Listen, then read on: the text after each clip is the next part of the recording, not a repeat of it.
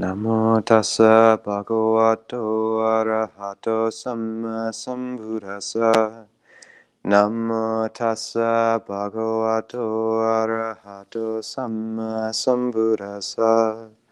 Namo tassa bhagavato arahato samma sambuddhassa. Buddhang dhammang sanghang namasami.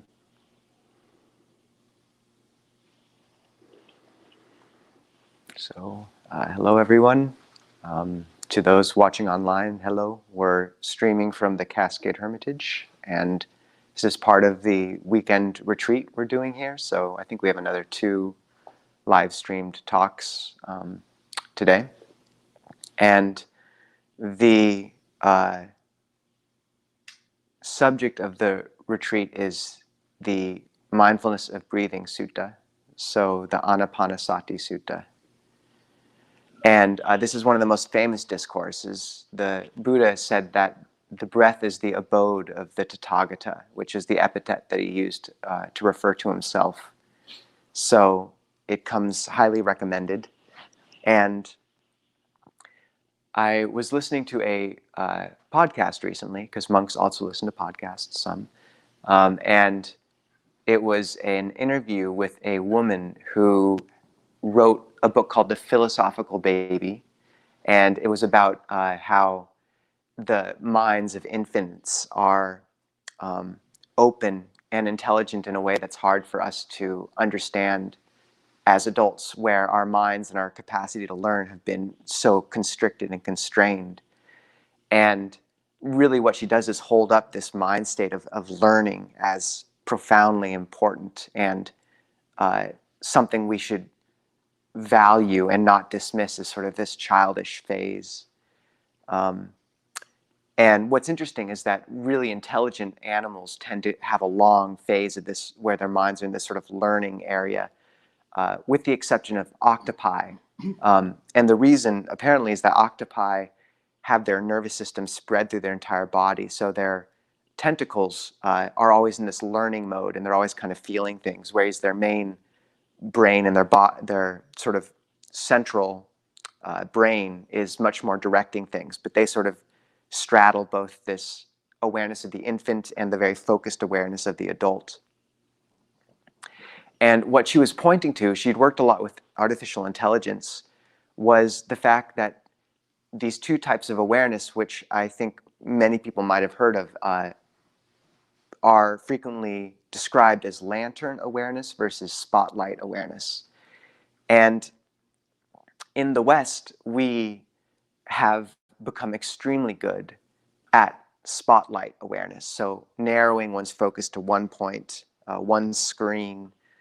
And when we think of, there's a concept in Buddhism called samadhi, or unification of mind, concentration. And naturally that words tends to bring to mind someone furrowing their brow and really concentrating on some subject.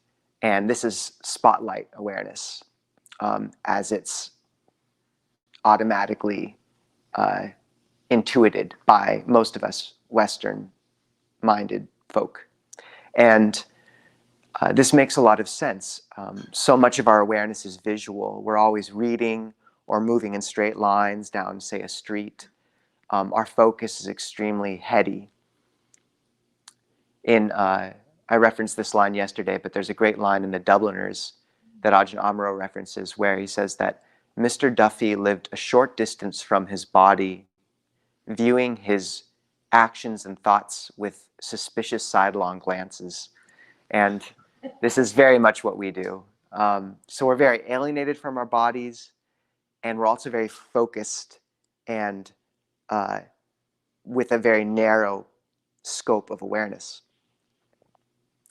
And this has been very significant because it's meant that as samadhi practice, as this practice of bringing the mind to calm and focus has been brought to the West and translated, it has been translated as concentration.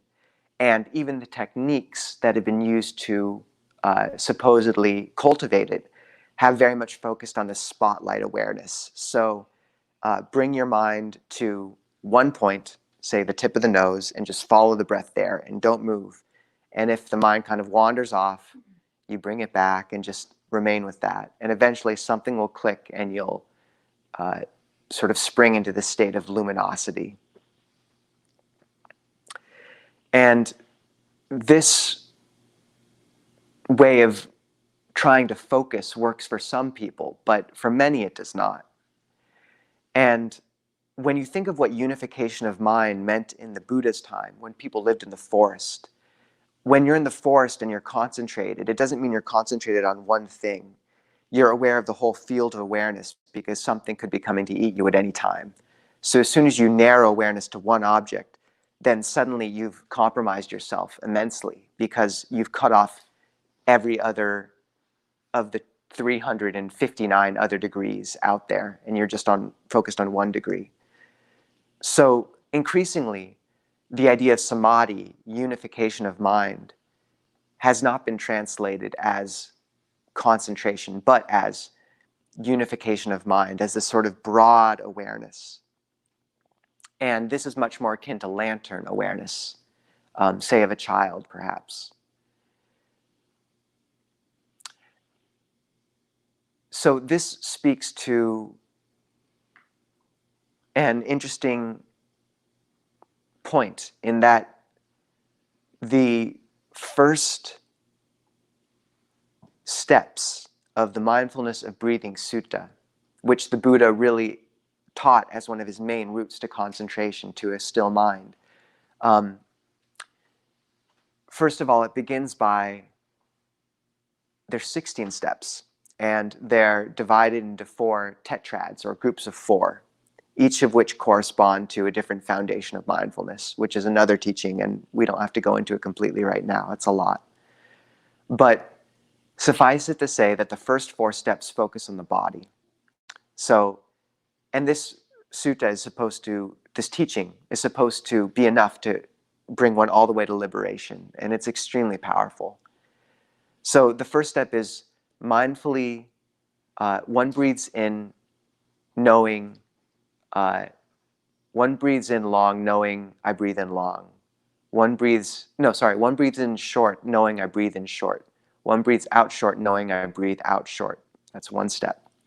The second step is one breathes in long knowing I breathe in long. One breathes out long knowing I breathe out long. So this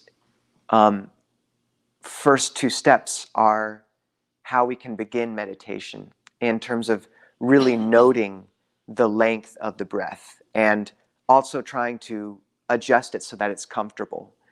And another one of the difficult things with how meditation practice has been brought to the West is this admonition to just be with your breath naturally and not control it. But because we're neurotic, overly thinking people, at least I am, then the direction to not control your breath, you try to control yourself to not control the breath.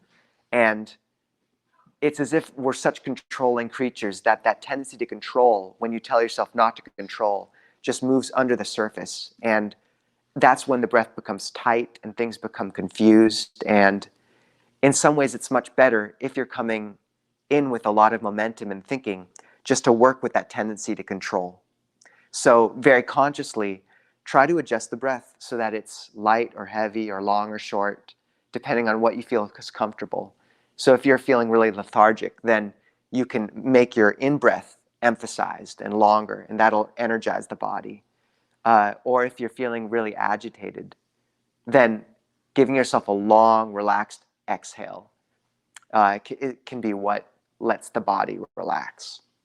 And similarly, because you're noting the length of these breaths or their lightness or their heaviness, then it's a very concrete way to tether the mind to its object and give it stability at the beginning.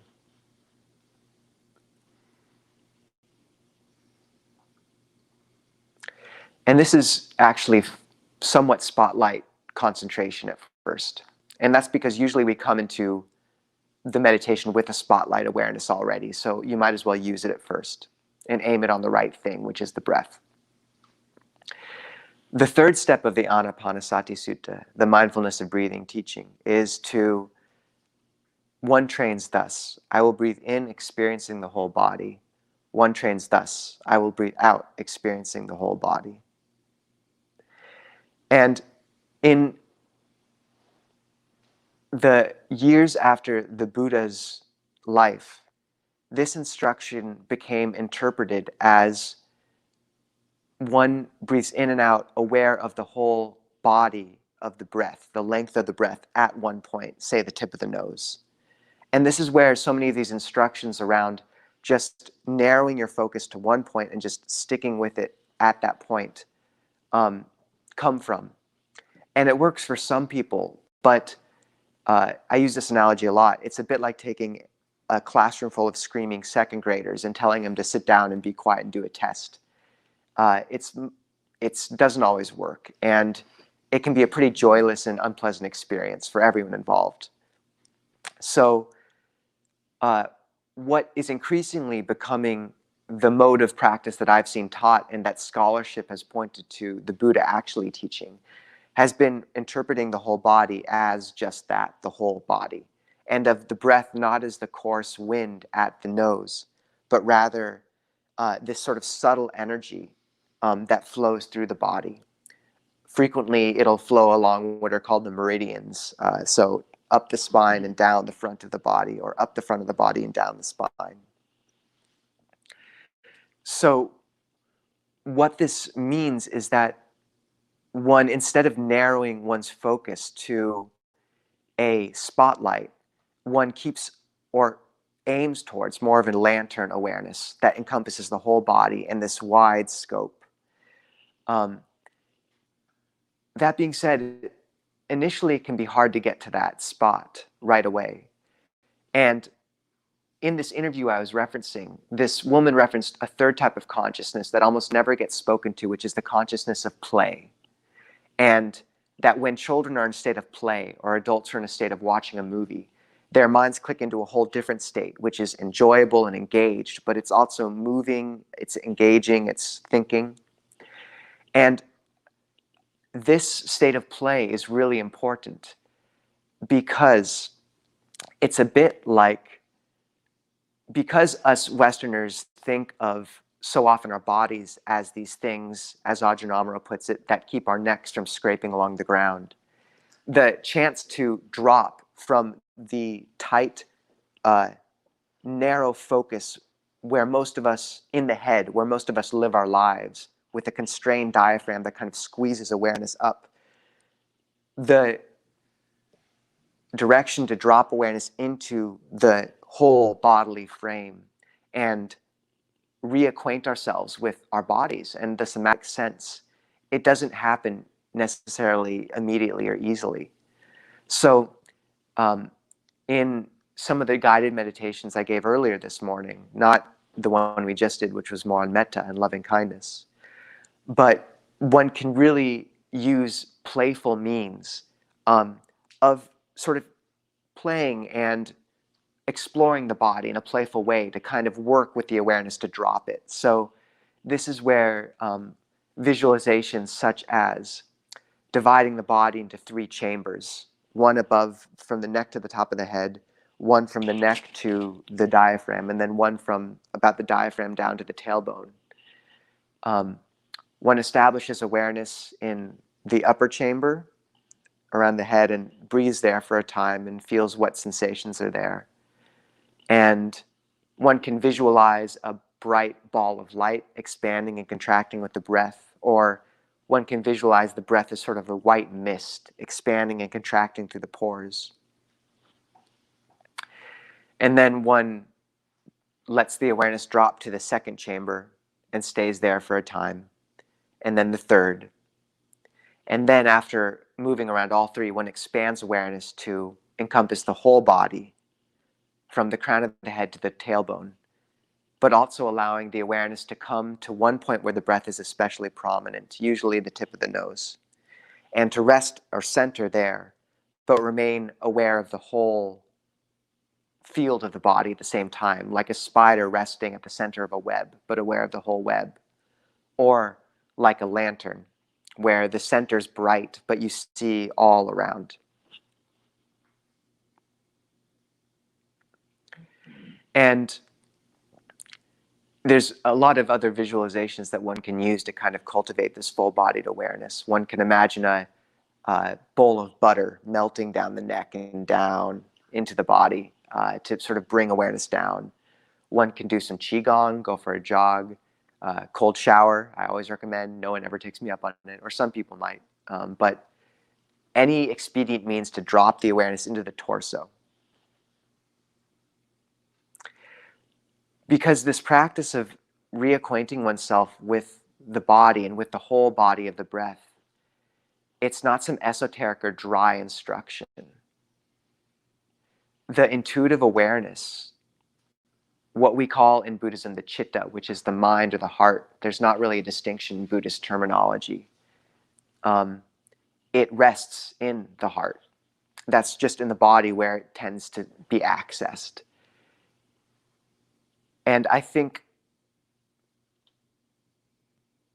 one of the most sad things is how when we live our entire life in that realm of thought, in the cranium, and we lose complete contact with the subtle energy and field of the body from the neck down, then we lose access to some part of what in the West we might call our soul.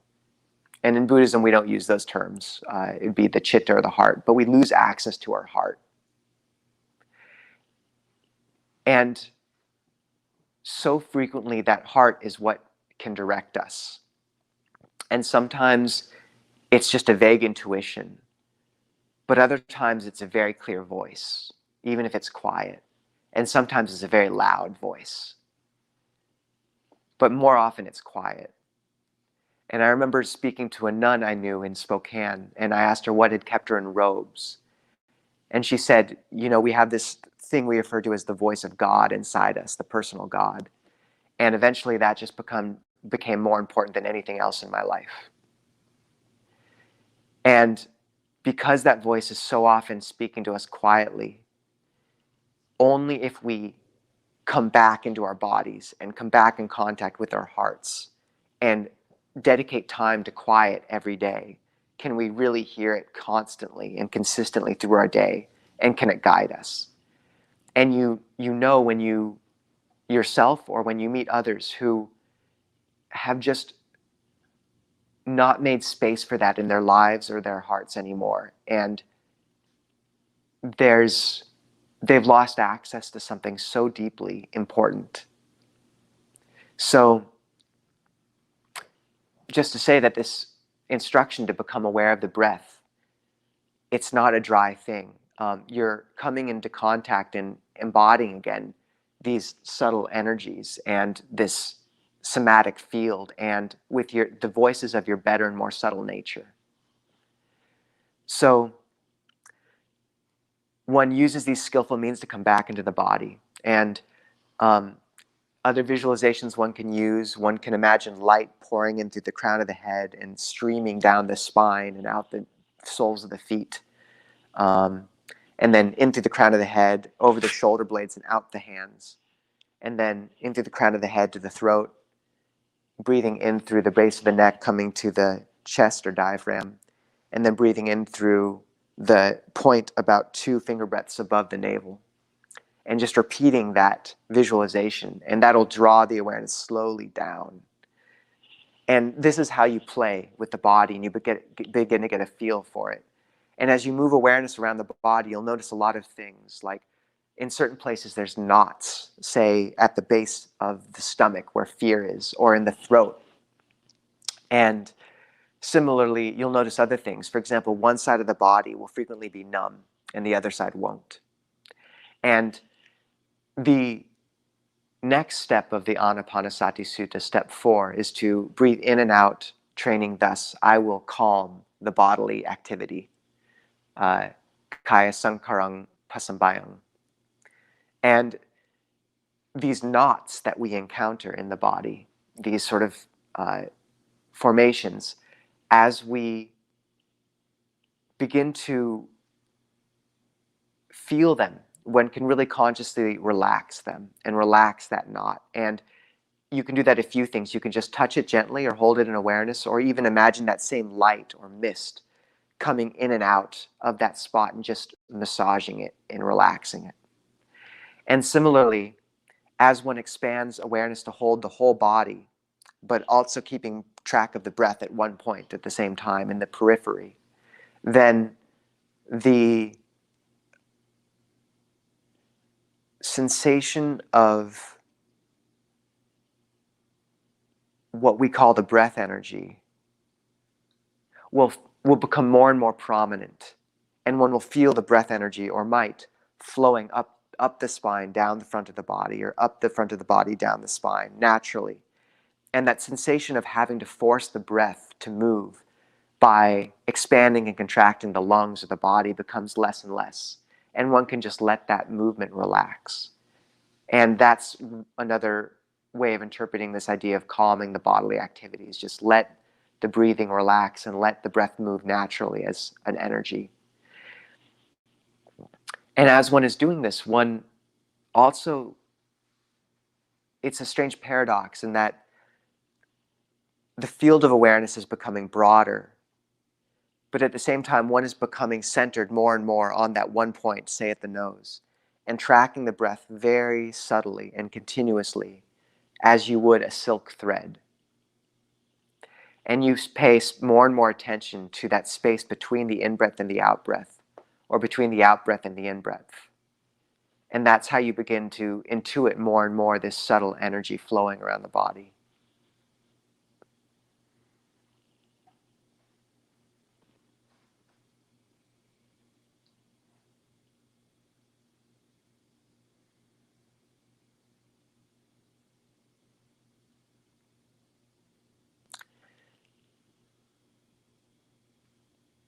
Sometimes the mind will oscillate between those two. It'll move in very subtly to that tip of the nose and just want to be there, and then it'll expand out again and hold the whole field of the body in awareness. And you can just let it move back and forth.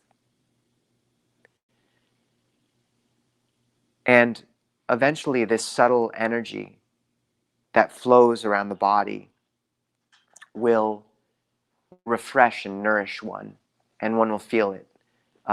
The word for this sort of refreshment is piti, P-I-T-I, and it means this refreshing energy, and that will really nourish all the parts of the body that have been starved for so long. And this is step 5. One breathes in and out, sensitive to refreshment, to rapture. And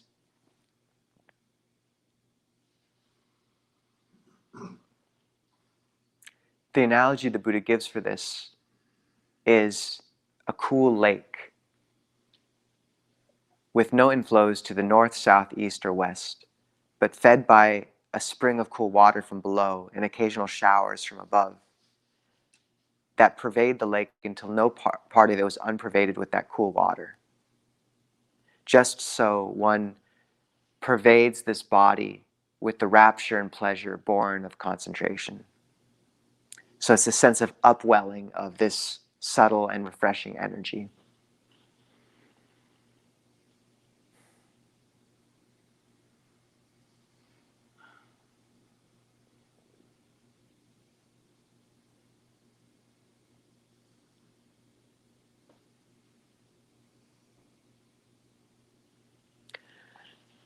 I'm wary of going farther. There's a lot there already, to be honest. So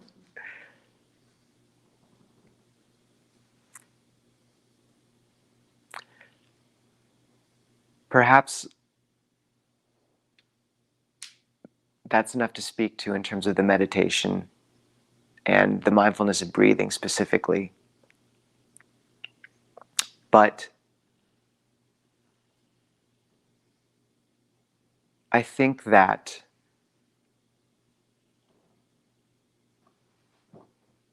this idea of play is important at the beginning. And in Buddhism, there's these terms called the defilements, which are these taints of the mind. And so frequently, when one gets a meditation object, say a really useful phrase of metta, the defilements will block it. It'll work for a day or two, and then it'll stop working completely. And the beautiful thing about accessing the body in this robust form of meditation is that over time, even if the defilements block certain methods of approaching the body, there's so much there. It's such a wide landscape that there's almost always a route towards calm there. There's almost always a way of approaching it or visualizing that works. So after the breath, we can speak a little more to it. After this breath energy has circulated, the next step is breathing in and out sensitive to pleasure. And this is the sense of being nourished, of the body feeling satiated and still. And the image the Buddha gives for the third jhana, which seems to echo this state in a lot of ways, is of a pond of cool lotuses submerged and pervaded with cool water. And in this image, there's no movement. Whereas with the lake, there's this upwelling of cool water. With the lotuses, everything is completely still. And this is the step 6 of the Ānāpānasati sutta. It's just a sense of pleasure pervading the body. And one really absorbing into that and feeling it. And the breath is always there in the periphery.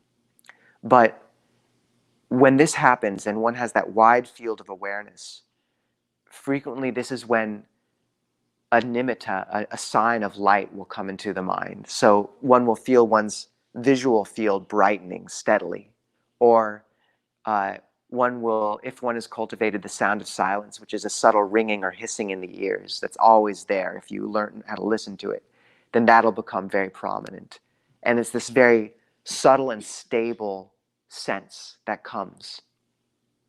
And the next step is one becomes sensitive to mental activity, and then one calms mental activity.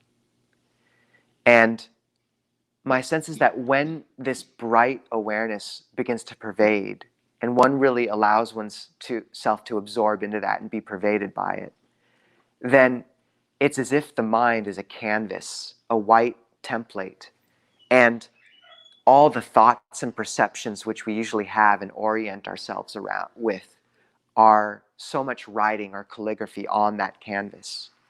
And so as this bright sense of luminosity or pleasure develops, that's stable and wide and all-encompassing, begins to grow, then all this writing on the canvas becomes more and more prominent and then begins to fade. And it doesn't always fade naturally because we're so used to orienting ourselves by these subtle perceptions we hold in mind almost subconsciously of, say, the landscape of the body, or sort of the way we conceptualize our world, that it can be very disorienting when those things begin to feel like too much. And so that's when it can be really helpful just to let the meditation become very simple. And you let go of all these concepts of the body and the breath moving in a circuit, or of pleasure or sukha, and just remain with that wide field, bright, pleasurable, and with that one point of the breath at one place, just really letting the mind rest and become stable in that continuously without break, really trying to make it so there's no break between the inhale and the exhale. And when the mind becomes that bright and the canvas becomes pure, it is as if the next step of the Ānāpānasati sutta comes naturally, which is to become sensitive to the mind. And in many ways, I think of that canvas as the mind. And one then gladdens the mind. And so this is the interesting thing, is that when all these perceptions and things fade and the mind becomes very calm and subtle, then it can be very disorienting. And it can feel like a blank void that one has just stepped into, or as if one has climbed to the top of a mountain and suddenly it just flails around. And so what's so helpful then is to brighten the mind in accordance with the step and drop in a thought of loving kindness or metta. So just may I be well, or may someone be well. And it's as if one has dropped a bead of golden dye onto that canvas. And because the mind is so clean and pure and ready, then the gold dye pervades the whole scope of the mind very quickly and easily. And that one thought of metta or of love quickly brightens everything.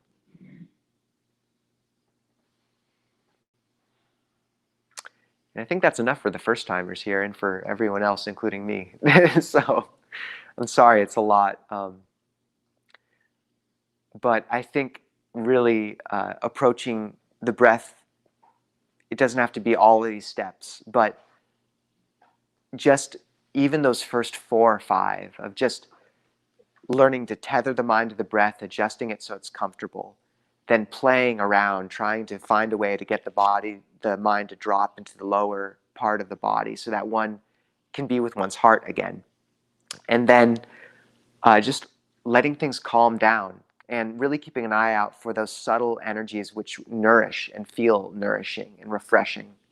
That's enough. And if one can get that much, then meditation can become deeply sustaining, and one can learn to play again. And this sort of broad lantern awareness becomes more and more accessible, and the lantern grows. Ajahn Sucitto, a teacher in our tradition, says that 80% of the practice at the beginning is just watching the heart become brighter. And that's so much of what we're doing, is because the flame of our heart and of our awareness is constantly being battered by the wind of what we want and don't want, of our movement, of our neuroses, of our desires, then it's like a sputtering flame. And what we do in meditation is we just hold it for a time in stillness and let it grow naturally brighter and brighter. And I think what this mind and heart looks like when it's bright, we can really sense in people, especially kids. You know when you see in a child that what we call the chitta, bright. It's sort of a golden light, almost an intuition, that sort of spontaneity and that agility.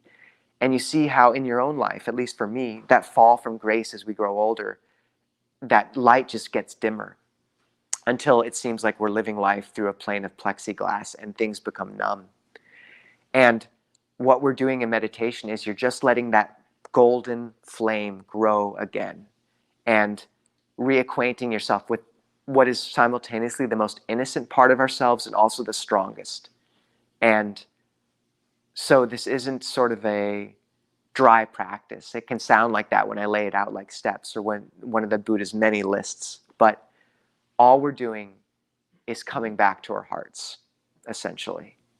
And we're learning to reacquaint ourselves with the deepest and most personal and beautiful part of our being. And that is something that is worth 30 minutes a day or 20 minutes a day if you can put aside that time. It's even worth like 2 hours a day if you really want to do that too, but that's a little hard. It's at least worth 5 minutes a day. So, thanks for bearing with the long talk, and we have enough time to ask some questions now or speak.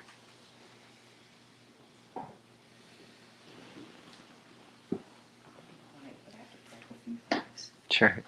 Yeah, and if people want to stretch their legs and stand up, you can. It's a long time to sit. But if we now have time to discuss and have some questions, and we can do that for a few minutes, and then, yeah. So anyone online can also ask questions, and we have people there to read them, I suppose. So it doesn't have to be on the topic of the talk. It can be on anything, including why I dress like this, etc. It's all okay. So.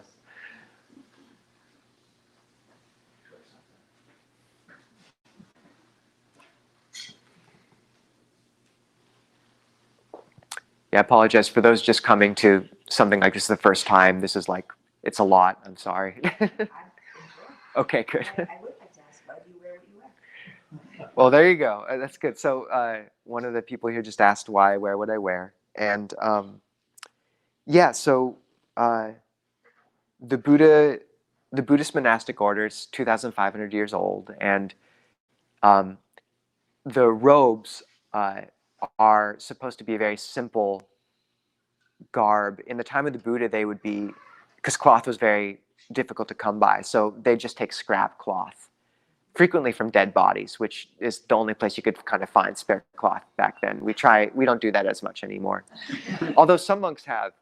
But the idea is that it's a very simple, easy cloth to procure, and a huge part of our duty as monastics is to be easy, is to not be a burden on people, and to walk lightly. And so it's partly that, and it's partly to serve as a symbol of something else, of another path. And not in a conceited way or anything like that, but just that in the world we have so many symbols and figures pointing to, and whether we know it or not, we do imbibe and absorb what our culture is constantly telling us is worthwhile. And for a lot of us, I don't think most of us know that Tesla is not going to make us happy. But in terms of, say, many other experiences, world travel, other things, status, like these do sink deeply into the heart because it's what's held up. And to have some figure or institution in society that points to some other sort of happiness, and very visibly so, is important because it signals that, and so that's why we wear something that makes us stand out so much, is because it's supposed to be the symbol of a spiritual path. And not that everyone's supposed to become a monk or will become a monk or a nun, but just that there's a place in society for a reminder of that every day. And if we don't have that, I think it really does affect, like whether we know it or not, we all have our shrines. We have what's on the highest shelf of most houses is the liquor. What occupies the huge table in the living room is the television. And on the television, there's very strange rituals going on. There's football games. That is a really strange ritual. So we have our rituals, we have our symbols, and we do absorb them. So much of this path is just acknowledging that and beginning to lift up what deserves to be lifted up. So I think something really beautiful to do is whether or not one is Buddhist, dedicating the highest place in one's house, or even just a whole room if one can, to practice, and whatever symbol that is for one, whether it's Christ or the Mother Mary or, I don't know, Ganesh, sure. I don't know many Ganesh worshippers, but fair enough. And actually there's plenty of Hindus out there, exactly. So, but some sign of love, and really elevating that in life, that's worth a lot. So, yeah. And honestly, I think one of the most powerful things to do is right on waking up most Westerners don't like to bow to things, but, us Buddhists love to bow. So, bowing to, for me, it would be an image of the Buddha, just as a recollection of something transcendent in the heart, no matter what form that wears. But I think right on waking up, even just repeating an intention for the day, like, may I walk today with grace and love. There's such power in those little things, and I think we've let go of that a bit. So that's all a long way to say that, monastics are supposed to be one sort of very visible sign in society. So we're supposed to stand out, and we do. So, yeah. That explanation is awesome. Yeah. So a follow-up to that is about why do you bare your right shoulder? So the question is, why do I bare my right shoulder? Is that a political statement? I don't know what that political statement would be. So when I go out into public, I actually am supposed to cover both shoulders. But in the Buddhist time, the right arm and hand were considered clean because should I go into this? I think everyone can. Okay, everyone sort of gets it. Okay, right hand is clean; it's what you eat with. Left hand in these cultures is not. So this is sort of one symbol of respect. And you'll notice I'm sitting with the Buddha on my right side. And in the West, I think we understand how internal feeling affects external action. You care for someone, so you show them love. What I think we've lost is the logic behind ritual, which is that external action affects internal. So when we bow, over time, something in you does change, and you begin to really deeply feel that respect towards what you bow towards. Or if you keep what in Buddhism we refer to as the 5 precepts: not killing, not stealing, not engaging in sexual misconduct, not lying, not taking intoxicants. After 3 years of not killing, and like of almost smashing that spider, but then being like, no, I can't smash the spider. After 3 years of that, you start to think the spider's a little bit cute. It's really strange. Like I lived with a spider about this big in my bathroom in Thailand for like a year. And you kind of name it after a while and it gets kind of cute. But because you've restrained it, the impulse to kill again and again and again, something in your heart does change. And similarly, when you have all these little signs of respect, when I bare my right shoulder, when I'm near a Buddha image, when a Catholic bends to the rosary, when someone, lights a candle for someone in their life who's died, it does affect you over time. And that's the logic of ritual that we've forgotten about. And we don't really have those rituals anymore, which is sad because we've lost that very concrete way of changing our hearts somewhat.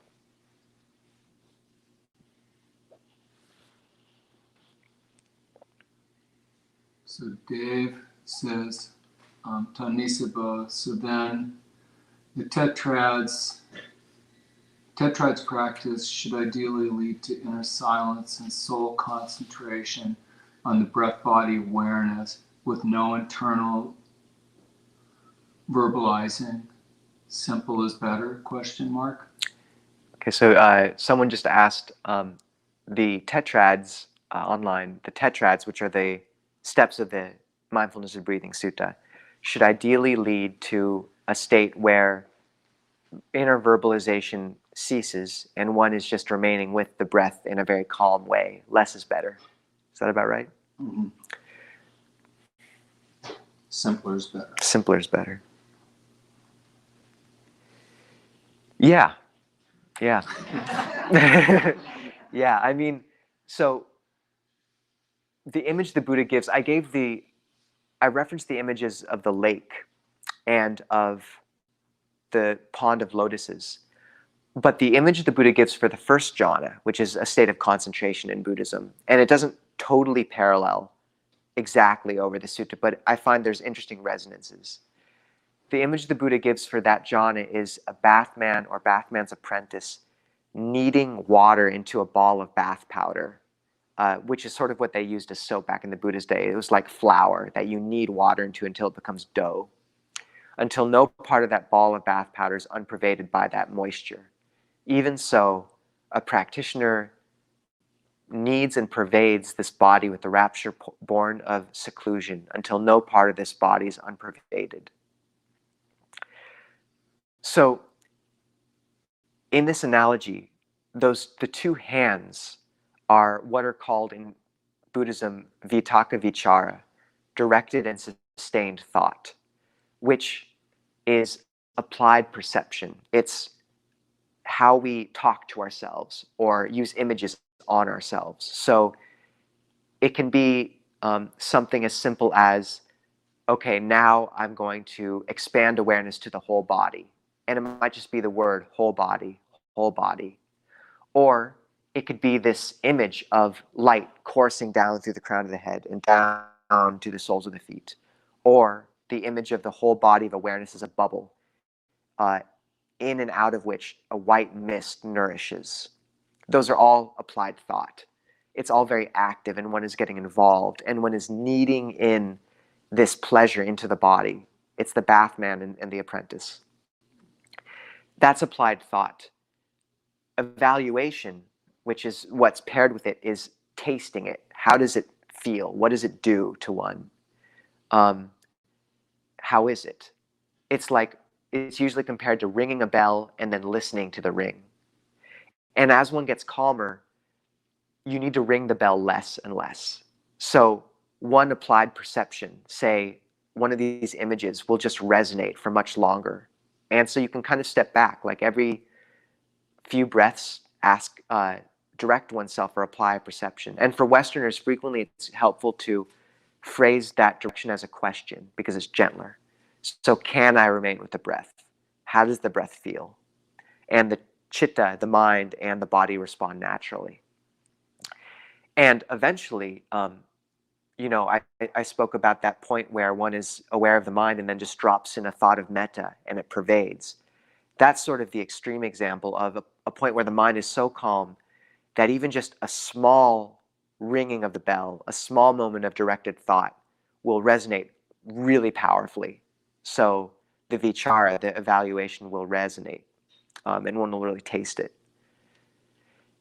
The idea, though, is that actually after the first jhana, or after these initial stages of concentration, the directed thought and evaluation sort of fade away. And once again, this doesn't overlay perfectly these steps, but which is why I say there is still room every now and again to